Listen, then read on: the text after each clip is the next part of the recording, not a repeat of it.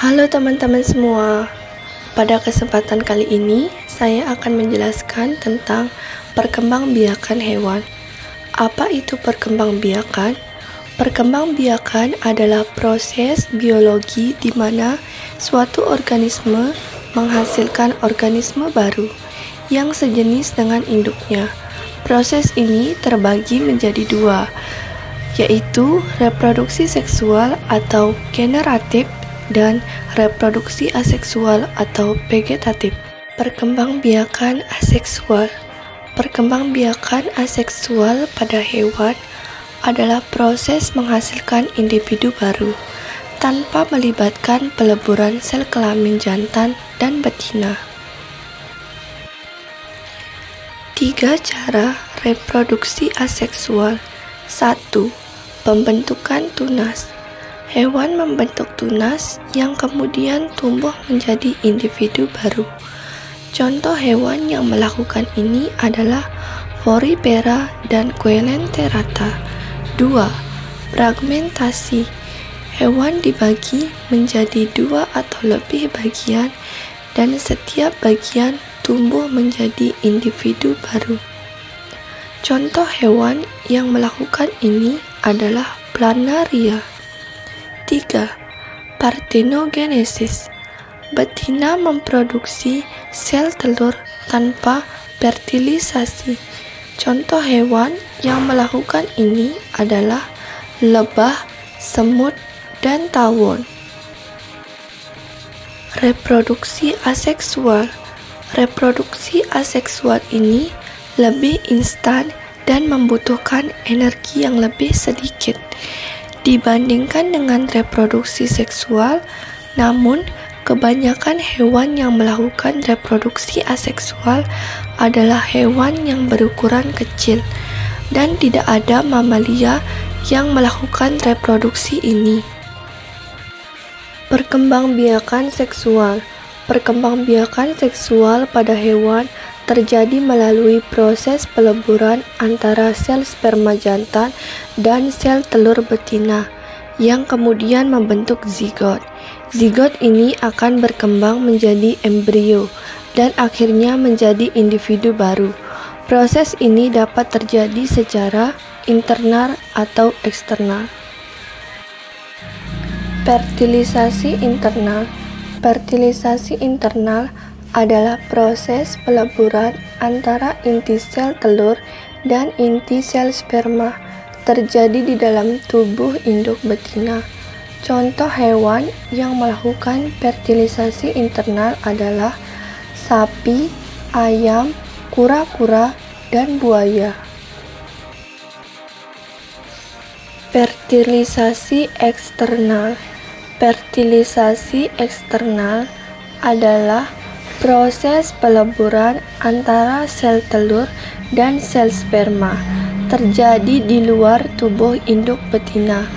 Contoh hewan yang melakukan fertilisasi eksternal adalah ikan. Jenis perkembangbiakan seksual. 1.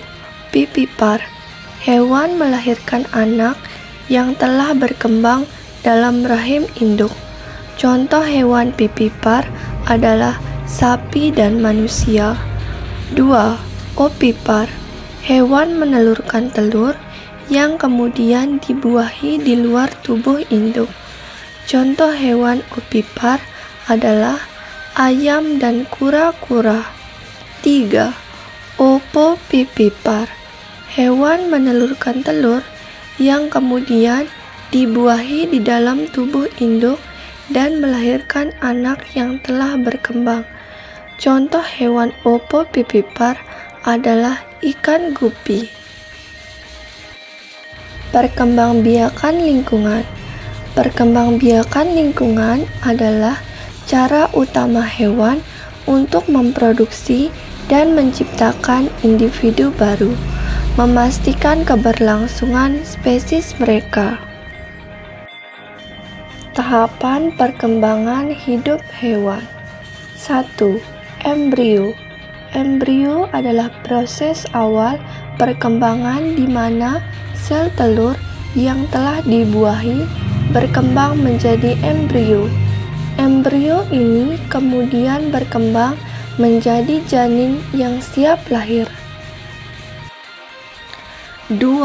Kelahiran.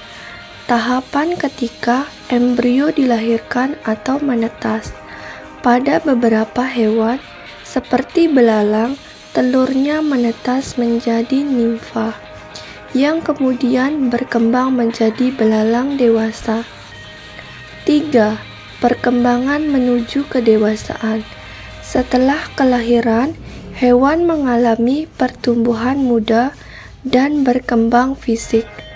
Pada beberapa hewan, seperti belalang, nimfa mengalami beberapa proses ganti kulit dan perubahan struktur tubuh sebelum menjadi dewasa. 4. Berkembang biak. Hewan dewasa kemudian berkembang biak dengan cara reproduksi. Pada beberapa hewan, seperti belalang, hewan dewasa akan mencari pasangan dan melakukan proses kawin. 5. Mati. Akhir dari siklus hidup hewan, di mana hewan dewasa akan mati setelah mencapai umur tertentu.